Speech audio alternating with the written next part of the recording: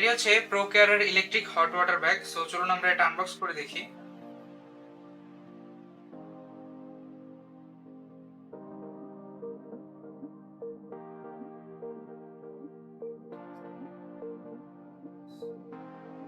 So এই ব্যাগের mechanism হচ্ছে এটার মধ্যে হচ্ছে পানি ভরতে হয় আগে।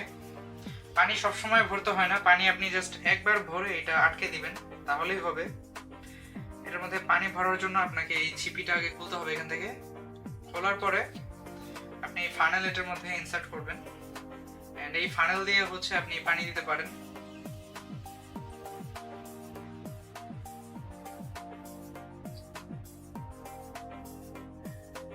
এরপরে এই হচ্ছে এটার অ্যাডাপ্টার ইন্টারফেস।